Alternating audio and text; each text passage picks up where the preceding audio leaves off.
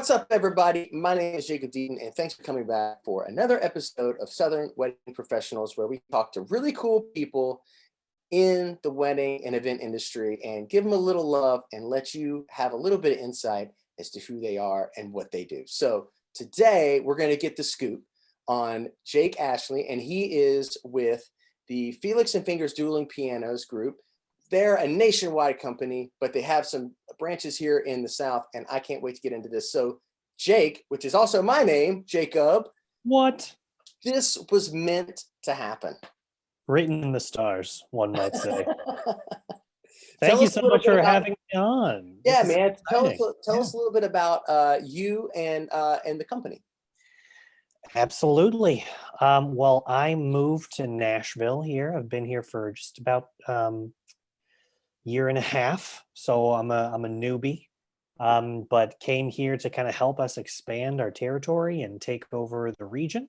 Like I said, we're nationwide, and so I've been dueling pianos now for, I'd say, a few years. Started up in Chicago. That's where I moved from. But yeah, I've been excited to come down and focus more on weddings and private events all around Tennessee and Kentucky. And I'm happy to be here and to have escaped those very, very cold, harsh winters. So I'm living my best life.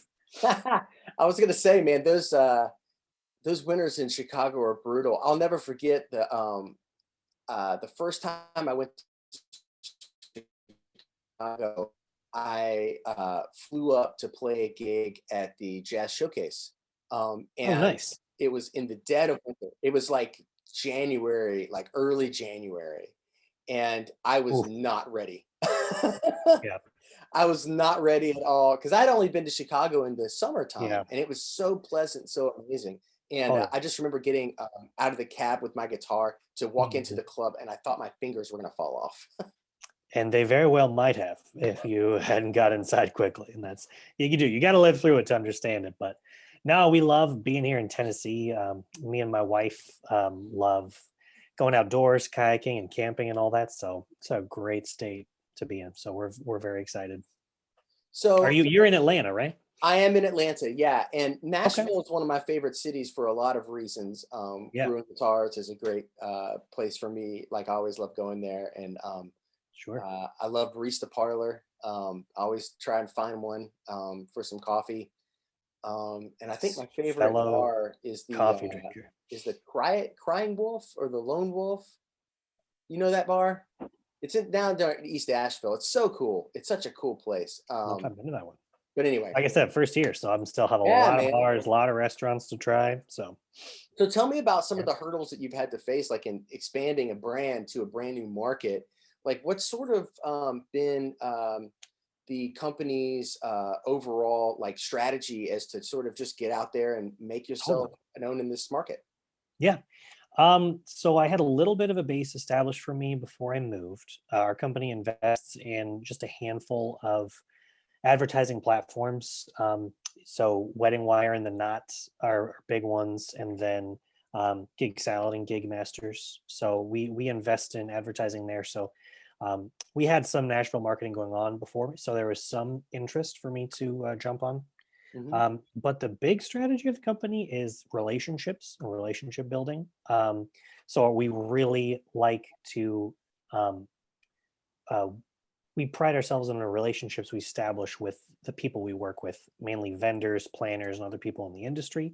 We have a very unique entertainment option, so we really like uh, to be a very special recommendation that they can make and someone that they enjoy working with. So yeah, the big focus coming down here was in developing relationships with some other vendors. And was only a month after I moved that COVID hit. So that was the challenge, was the tough part about doing most of that over the phone, I would say. But we've made some progress nonetheless.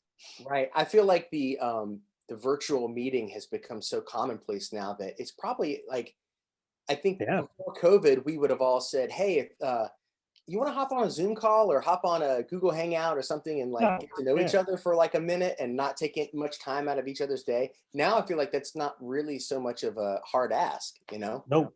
Yeah, and it's crazy. crazy how everything's adapted. So, and Zoom hangouts with friends and everything. It's very commonplace now. I feel like it's probably going to stick around. So I feel like so too. And I actually really have enjoyed embracing this like digital 2.0 age, as I keep calling it. I Um, like that. that we're sort of in. I think it's really caused wedding vendors to be innovative in how they approach clients, and some of the things that they even Yeah. offer them. And I think it's even going to change the way that people like you and I, who are in the entertainment side of the business, Yeah. um, continue to produce content for you know, for prospective new clients, potentially even from, just performances that are done for clients. Um, I, Yeah. I, I really feel like there's a revolution coming in the way that entertainment is presented in this marketplace. I feel like the silver bullet videos of old are kind of a thing of the past, and I think social media is a really big, Sure. obviously a big catalyst of that. But tell me a little bit about. Absolutely. So you've been there for now a year, just like Mhm. a year and a month, I guess. Yep. Um, Yep. you know, how have I'm anxious. The reason why I really felt so interested, like after we Yeah. talked on we for everybody in context, I should give context here. Like Definitely. we actually met on a live stream Was a that I nice, was easy Sunday morning, something like that, and he was just over there shredding. And yeah. and yeah, it was. I think it was just me and you at one point. So Yeah, that at was one point it thinned down and it was just us and we were yeah, just talking back and forth. And then yeah, we just started talking about the podcast because I was doing it from the yeah, man. podcast Instagram page, Southern Wedding Professionals, for all you listening. And then it was just like we should actually just talk about this on camera, and talk about what we do. And what I found really interesting about you guys is that you guys are so unique. You're, dueling Thank you, Jacob. pianos. Yeah. Yes, Tell, indeed. tell, tell me about how you guys consciously thought as a company to sort of like start going after the like specifically the wedding market. For Um, sure. yeah, how did So that how'd in you get there? in case anybody isn't familiar with Dueling Pianos, the piano bar, just really quick, it's an all request based show, but it's very energetic and it's all about audience engagement. It's interactive. It's all about getting people, playing every request that comes in from Frank Sinatra to Queen to Lizzo. We, you know, do it on the piano and mix in humor, jokes, games, and getting people singing along. So, all of our guys, a lot of us started various places. I played on cruise ships before, then came back. A lot of our guys played in bars and piano bars and clubs. But it's just the past 10 years, it's really blown up. Start in our Chicago headquarters. It is such a perfect fit for weddings. So, and I'll start with my boss building the company that's totally focused on the private event side of things. So, weddings and high end corporate events, that's over 90% of our performances. So we focus on it somewhat exclusively. And so with a wedding, you get that really, that unique X factor, something that celebrates your guests, where they're able to request anything. You celebrate everybody's differences, get everybody really involved.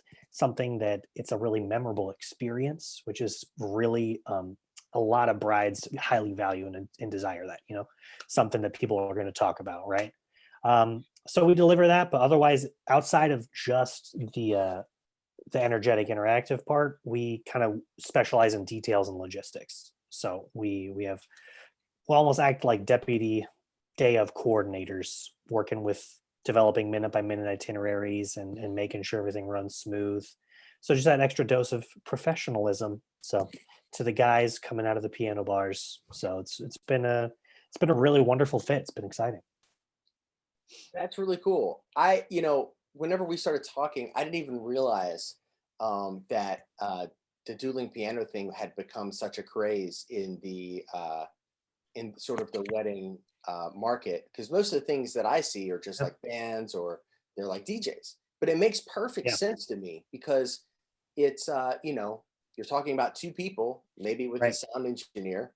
Tell us a little bit about the personnel that actually comes to the gig. Is there like a sound engineer that comes with the band, or is it just the two pianists and they bring in all the sound, or how does all that work? Sure. We offer different packages, so you can add on additional musicians to get closer to a full live band feel. Um, but the most popular one is just the two pianists, and then they manage all of the sound, we provide all of the equipment, and our show format utilizes digital percussion. So we use the keyboard, the Yamaha MOFX8 digital percussion sounds to kind of complement each other when we're leading songs as we go back and forth. Mhm. And that is enough to uh, really help keep it upbeat and dance friendly and focused as necessary. Um, so that's something that elevates us, is a little bit different stylistically from what you may see in the bar or the club with just the two pianos. Mhm. Because like I said, we want to give the bride and groom kind of like a choice sliding scale almost between whether they want people on the dance floor the whole time or whether they want people in their seats the whole time, which has ended up being a really valuable option with socially distant weddings that come up. Mhm. Because then we're able to do, two piano sounds is way more friendly for the joking, the sing along, back and forth bits and banter and stuff. Right. And then you can do an even mix. So the personnel is typically those two performers. So how do you guys go about recruiting, people to be a part of your team? Like, is there like a application or interview process that becomes like your, like the baseline for letting people into the Sure. organization? Also, like how many is it more like a staffing service, or is there like some sort of filter that you kind of run people through? Tell us how that process works. Sure. So we have kind of different levels of employees, but all the players we work with go through an audition process. We actually have our own personal training platform. So, I mean, dueling pianists, you really got to have at least 500 songs memorized. But a lot of our guys, it's more like 1,000, just swimming up in the old noodle there. Just because you want to be able to play whatever you might come across. So, and obviously a lot of improvisation. I'm sure you're probably familiar. Also being on the music side of things. But yeah, so it's audition. We have training, so people kind of have to submit videos of just the most requested, like most 100 popular requests you're going to get. But yeah, they do have to be, that personable, energetic talent that has enough of a repertoire to do the gig. Mhm. But we also need people who are organized, detail oriented, and professional. So everybody comes from the background of working the bars and the clubs. And then it is somewhat of a unique breed that we have to filter out people who are there for the private events and everything that entails. Right. Um, yeah.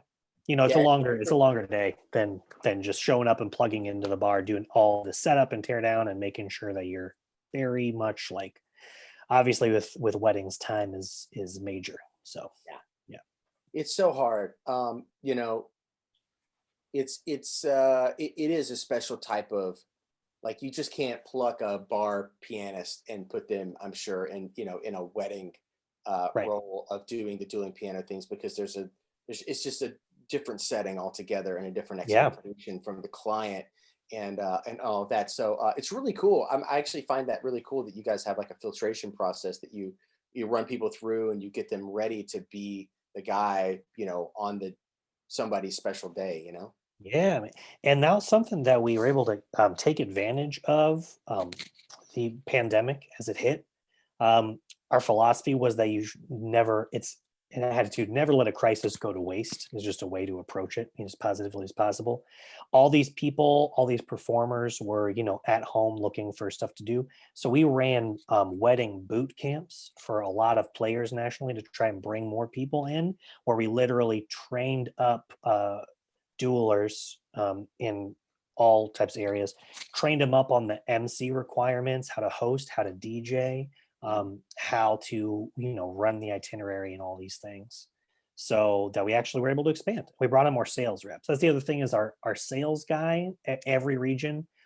They're all performers, so everybody's coming up from having like this intimate understanding of the gig and what it requires. And yeah. That's really cool. I mean, I can't agree with you more about the making the crisis, a chance to really level up, because that's what me and a lot of my Yeah. vendor friends have done in their own ways. Um, Yeah.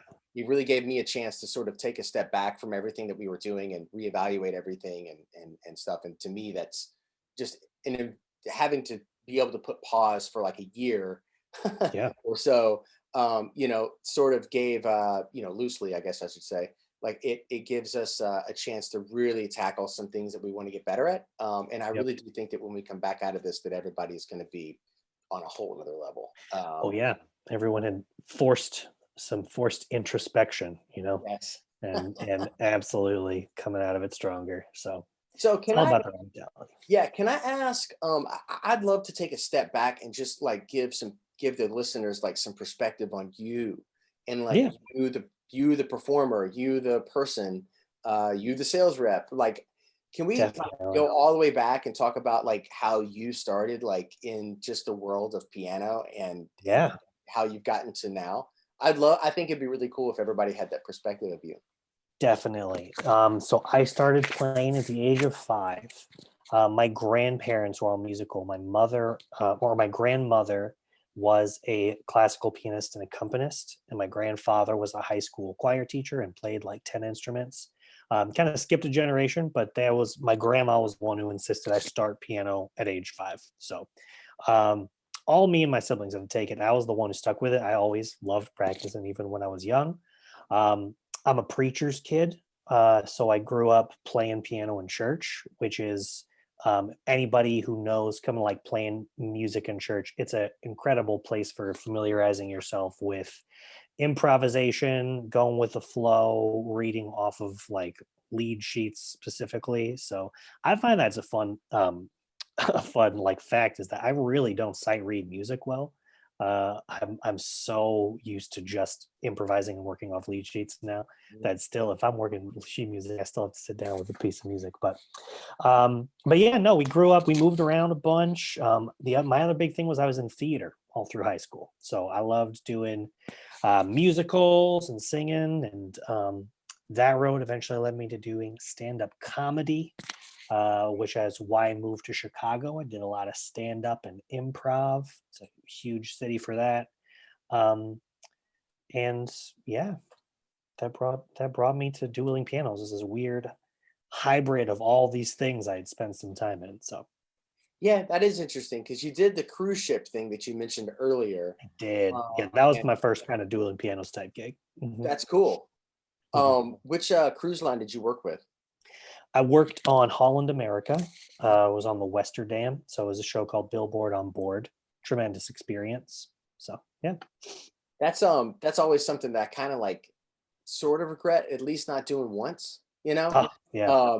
because I got so many calls in the very beginning of my music career, but I was scared to leave because I didn't want to leave all my contacts that I was building and Mm, all that kind of stuff. And I just and then I'd get these calls to go play jazz guitar like in Malaysia or something at a hotel, sure. you know. Yeah. And China, whatever else. And I always thought, I was like, man, if I just did that for like a few months, 3 months, 6 months, uh, it'd be just fun to do once, but I never did it. So whenever I talk to somebody that did a cruise ship thing, I'm always like just a little bit jealous because you probably got to see some really amazing places and just got to play your instrument and get better.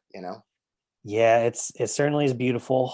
It's a luxurious lifestyle. Obviously, having your room and room living with room service and unlimited food is not like it's not real life. That's so there's that aspect. But no, you see some beautiful places, and for me, the huge thing was playing 3 shows a night, 6 nights a week. That's what gets you to the level you got to be at. So. That's But that. I mean, to just to affirm you, it's like I definitely had to leave that in order to wanting to plant roots and get married and start a family here in Tennessee. So yeah, the cruise ship it's flashy, it's luxurious, but it can be somewhat transient. So um there's a lot to be said for investing in the community and the networks that you got going on. Right. So, so as you've developed in Nashville, Mhm. and you've really done well, tell us a little bit about how your 2021 and 2022 is starting to shape up. Now that Yeah, hopefully this COVID word is going away. Well, things I are don't know that looking it's going good. away completely, but you get my idea. Right. Yeah, but things are certainly looking up, and it looks like restrictions are on the right path to give us a lot of opportunities the next couple of years. Yeah, I'm booked out pretty solid for 2021. Starting to do stuff for 2022. My big thing is we're super portable. So and I cover a lot of territory. I don't know if I mentioned like Tennessee, Kentucky, and Missouri is what I sell, but I'm driving all around. So I'd say like half my gigs, I'm driving like around 3 to 5 hours out, to go cover. So a lot of travel with what I'm doing. So what I'm looking for 2022 is keeping investing in my relationships here in the city so that I can minimize those road trips, give myself, progressively with each year a little bit less and less of the travel and grow something sustainable where I can really be in the middle Tennessee area would be a great goal for the majority of the year. Yeah. Yeah, what do you feel like as a professional in this world? What's sort of like obviously you're out there trying to build relationships and you're driving all over the place, which is Yep. super cool because I know that feeling being in the van for like 7 hours to go play one place and then turn around and come back that night to get back to play your church gig in the morning, or something insane like that. Gotta Like love it. for Atlanta people, it's driving to Hilton Head, South Carolina, which is like 5+ hours. And then you get on the bus and you go do the gig and then you come back and you're basically home at about call time Yeah. for your Sunday morning job if you're, sideman musician type stuff. But like but I was really curious, like does this company have like a real solid or recently idea of like a social media plan that you guys use to sort of get the word out about like what you guys are doing beyond the obviously personal reach outs to planners and event spaces and other vendors like within the industry? Is social media a focus at all as far Yeah. as like your marketing? We're investing more and more in it. Fun fact about that is that my wife actually just took over as the social media manager for so she has a background so that she is killing it. So this is she's taken on this year, and we're looking into a lot more ways to be engaging. I think we've blown up, but a thing that was lacking was our actual like um, interaction and engagement numbers with our contacts. So she's done an incredible job increasing that. And then we're kind of brainstorming new fun ways. We just had our first live stream show, a dueling show just for our friends and partners. And we have virtual shows now that we do for corporate clients. And we are um, building a studio, and maybe we'll be able to host that for our Dream 50 clients. But yeah, no, she's doing a lot of brainstorming for ways to increase our presence and engagement. So it's kind of fun. It's really cool that she's jumped on to help our company this year. So now our household is all Felix and Fingers all day. We love it. It's How do beautiful. you balance like now that your wife is involved? I mean, how do you guys balance like work and home life? It's like when to talk about Freddie and the Fingers, or Oh or yeah. and then how to talk about work and then how to be Mhm. a husband and wife. Like how is that dynamic? Oh yeah. Well, I'd say we're definitely more blessed just by the flexibility of the schedules. So we have a lot to work with, but you definitely need boundaries. So we time block when we're going to be doing work, and we set aside times to be going out, getting into nature, and having conversations that's not work related. So Mhm. that's definitely very important. But now we're just thankful for the flexibility. So we're Right. able to hang out, go on a lot more adventures, get a lot more done. Right. And so how tell us about the Nashville basically like the community of or staff that's there with you guys in Nashville, like the other players, like how many people are you Yeah. guys at now? I have 6 players that I use at this point.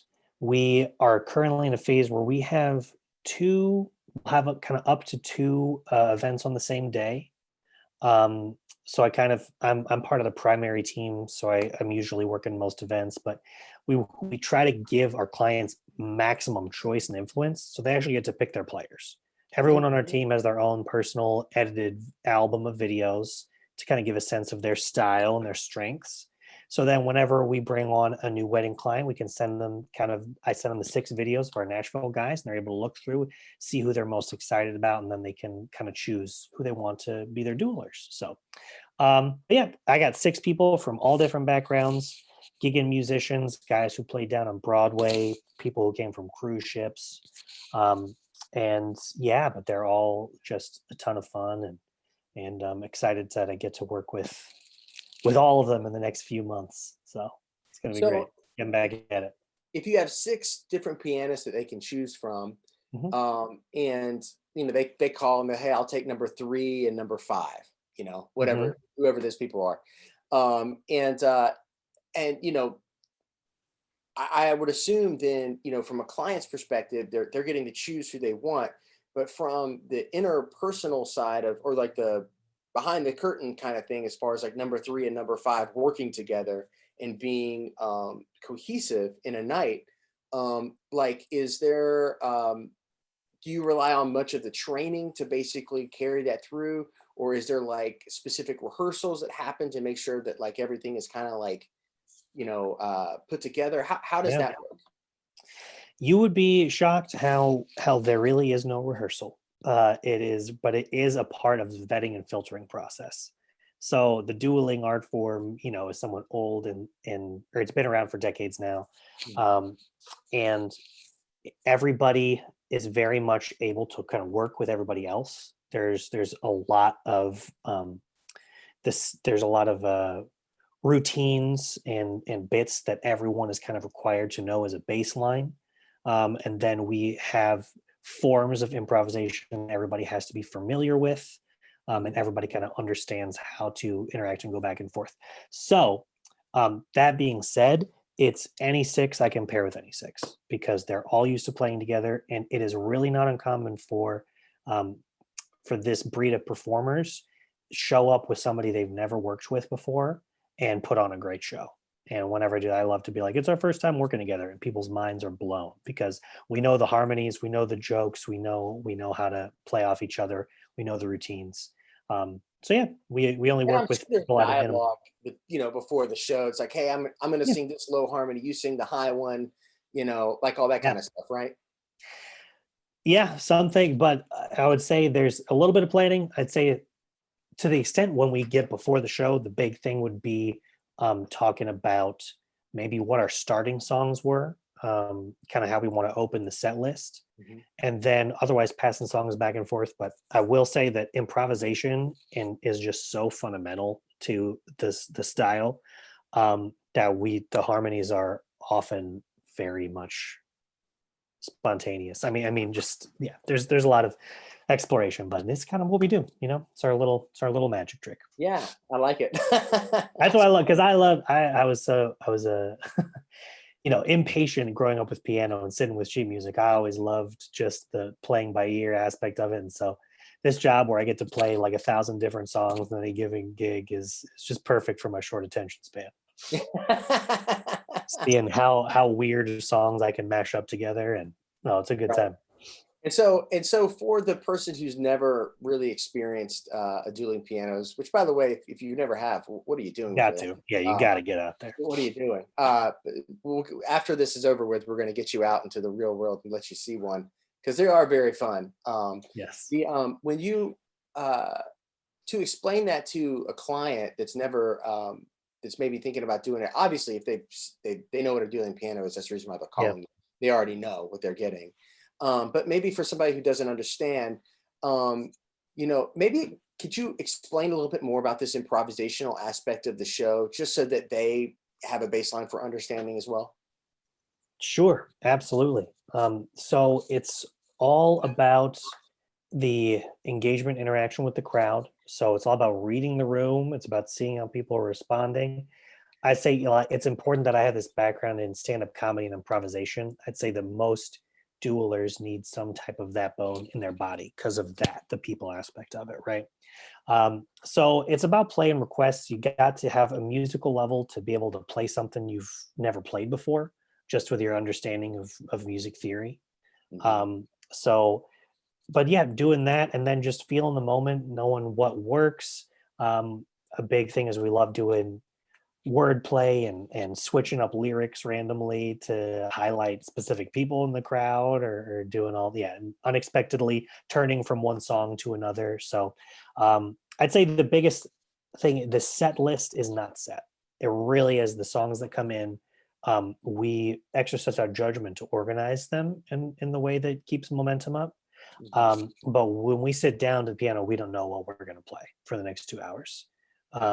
So that is wherein that is really key, that improvisational aspect. So, Right. yeah.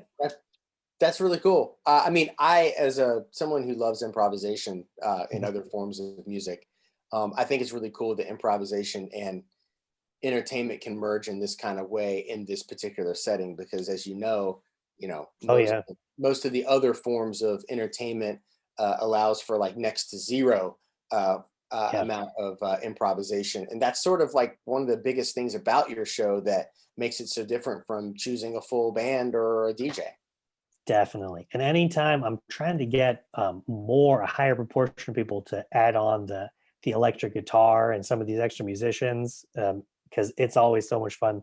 These guys always leap at the chance whenever like a guitarist like you, we got to get you on sometime. I don't know, but just showing up for the gig and being like, hey, what's the song? What's the set list? And it's like, nah, man, there's no set list. Just come up, show up, and hang and have a good time. And yeah, no, musicians love that Right. opportunity. Yeah. So You know, it's good. especially when you're choosing musicians who are, that have a really great ear and that can play their instruments very proficiently. So when a song starts, it's like their ear basically tells them. I know it sounds like magic of what we're Right. speaking of here to the people who don't play music, but that's really what improvisation really is. It's like you just sit down and you just start playing. Exactly. Yeah, and it's a skill to be Context developed of the for sure. framework of this, Yeah. I'm sure adding these. Exactly. Yeah. It's like that's years of work that they're just Mhm. pulling out and and being able to pull out in the moment. Yeah. For you, the wedding client. So pretty interesting take on how to how to entertain a wedding, man. That's the reason why I had to have you here today, because I thought it was so different than basically everybody else that we've interviewed. Yeah, we feel like we're a third ground option between the DJ and the live band, where we kind of wear all those different hats. And Yeah. it's the interactive live music, but then we're also, you know, being MC and host and really doing the whole itinerary, introing speeches, send off, ceremony music. And Sure. then after the interactive show, we also always go straight into a DJ dance party. So we keep taking requests and keep playing stuff. So we really try and fill up every minute of time. Mhm. So that's where we feel like we're kind of a unique option. That's really cool. Tell me a little bit about the other markets that you guys are in beyond just Nashville for everybody who's Yeah. listening. Yeah. Let me see if I can recite all our hub cities. Chicago is our headquarters. That's where our small nucleus of performers started 10, 10-ish, 10, maybe 15 years ago. Um, we have Orlando in Florida is one of our other hubs. This past year, we've added on Southern California and Portland, the Pacific Northwest. And let's see, we've got hub cities. Texas, we just got a guy we about a year being based out of Dallas. And yeah, all the Midwestern states were pretty well established in Michigan and Wisconsin, Indiana, um, Iowa is where we've been around the longest and expanded the longest. But Mhm. yeah, those are the main regions. We're trying to get. We're working with people to hopefully be live in Kansas City to have a specific person for Kansas City soon. Mhm. But yeah, That's pretty amazing, man. I mean, the guy who started this is, or the core group that started this. I mean, they've done a lot of great work. So they're very dedicated. They're very persistent. So I'm lucky to have fallen in with this group of guys because they make stuff happen. well, before I let you go, I always ask a bunch of questions about the person that I'm interviewing that is Oh, personal love to it. you, that is all PG-13 because we are a family show. Great. But I just like to know a little bit about you and sort of so that when people are reaching out to you, they already feel like they kind of know you. You know what I mean? I Uh, love that. I'm game. So let's so I'm gonna shoot off some questions here and you give it to me. So are you a coffee person or are you a tea person? Absolutely coffee. I'm actually a coffee master, and I A mean that master. I worked at Starbucks for 10 years when I was a starving artist, comedian, musician, and I got my coffee master certification. They gave me the black apron, which is like the black belt in the coffee world. Um, so yeah, I drink coffee every morning. Now You I've gotten considerably less snobbish with time though. Weirdly, like, I love coffee. Working for Starbucks, I did that, but the way that the like independent coffee shops and like the fine artisan coffee take, like, I'm not. There's so much that I don't know. So yeah, I'm fine with a brew cup of coffee at a diner. So I would still put that in your signature, like I need to, yeah. Felix Fingers Coffee Master. Like Certified coffee master. yeah, Yeah. you should totally have that in your signature just for I fun. will, yeah, I'll play you a tune and I will describe the body based on the region the coffee bean is grown. I got you. Oh, that's funny. Okay, so do you are you a sports guy? Do you get into any kind of sports or anything like that? Massively. Man, you're just teaming me with all the questions. I'm a huge baseball nerd. I'm currently studying up for fantasy baseball seasons underfoot. I love stats. Um, and yeah, San Francisco is where I was born, so I'm a diehard San Francisco Giants fan. Okay. Um, and then yeah, it's also San Francisco 49ers as well. And newly into hockey because Nashville Predators are a big deal. So I do love going to some Predators games, but Yeah, baseball has a special place in my heart. baseball is my favorite sport by far, and I really wish that Will Smith would live up to his potential of the money Oh, that we paid him. dude. As a I Braves fan, mean, you know. relievers, that's the thing though. That's it's tough to buy relief. It's a I sticky I kind of strategy. yeah, I kind of feel like he was thrown off his game last year with like having a shortened, Mhm. a shortened like spring training, and like he just never came around to really being good Yeah. or reliable last year. There's Yep. been some spurts in the spring where he's been good, that I've read on the stat sheet because I also do that. Yeah, Um, yeah, yeah.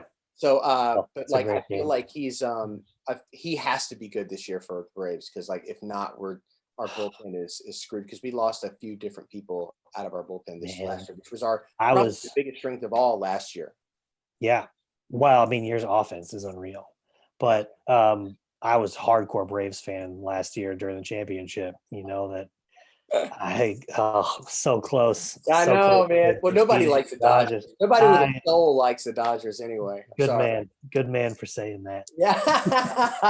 I mean, you The can't root for any team that buys everybody. You know what I mean? they're the new Yankees for sure. So, Yeah. Well, but what are you gonna do? yeah. So is there any like what are some of the hobbies that you really enjoy doing that are outside of music and the business and everything that you do? Like what's some of the things that make you happy? Oh, that's wonderful. Um, my wife, like I said, I'm newlywed. We're coming on, so a little over a year.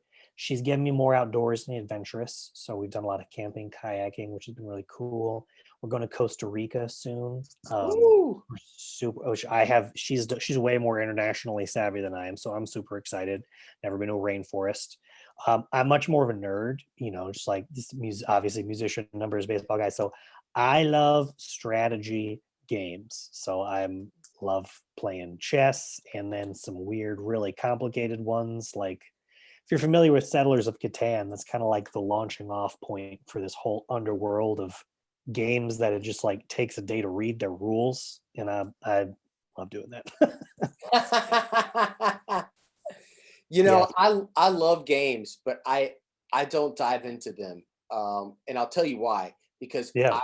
I go down the hole, and Yeah. then it's like work's not getting done. You know, Oh like yeah. I downloaded this stupid game for my phone because a drummer friend of mine, we were in between services at this church that I play at on Sundays from time to time, and and he was playing some game on his phone. I was like, "What are you playing?" It was this golf game, and I love golf. Okay. Like I'm Okay. like Yeah. probably the best sport I play naturally as a human being.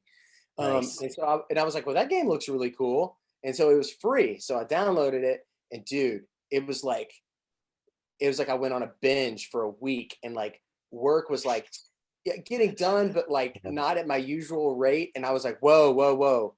I got to back up off of this. And like, so I like deleted the game, you know, I was like, Good for you. Look at yeah, that self-control. I was like, I can't do this. Oh I see no. what's happening. Yeah, they make them too good. It certainly is a risk. You gotta download at your own risk. I always say that's probably the reason why I never went down the hard drugs chain, or you know, or the channel of Sure. hard drugs, you know, because like I saw from a distance, I was like, nah, man, if I like any of that, like I'm totally screwed. Like my life would be totally ruined. Um, Wise, so wise man. I have a when I get really into something, I go really deep. So anyway, Yeah. um, It sounds like if you're busy enough wearing as much hats, you just look at stuff like that and you're like, who has the time yeah, to right. I throw mean, it away? and then I look at myself and I'm like, all these other things are literally going to fall by the wayside Yep, if I start even giving any amount of time to this, because I will like it way too much. totally. Um, I cut video games off for me like back when I was in sixth or seventh grade. I was Yeah, like, I'm same. I'm thankful I never got into like video game culture, like the first person shooters and all of those, because I know how crazy addictive those are. I only played sports video games, so Madden and the show, right. which were enough of a vice. So, but yeah, a few. um, give us your favorite eat in Nashville. I know you've been limited by coronavirus, but like, is there a place Sure. that you like really, really dig? Yeah. Well, the first one is Hattie B's is just classic, and it's probably fairly basic. I don't know if it is a tourist attraction, Right. but I do absolutely love the hot chicken. So especially if you're visiting Nashville, that's what I usually take people to. But yeah, otherwise, um, Rhodesia is one of the favorite restaurants we got to go to for my birthdays last year. Is Brazilian steakhouse is just it's tough to beat in terms of genre, but they have a really nice one downtown, and it's just nothing like the never ending courses of meat and appetizers. It's another world. Oh man. Well, before I let you go, one last question. Always ask it to everybody. If you had any advice for anybody that's a vendor in this world of weddings and events and stuff that we do, maybe they're young in their ways, maybe they're trying to get their stuff together and really kind of move their, you know, their business forward. You're obviously doing that for this business. Could you give just one piece of advice that you would give anybody about their business in this business?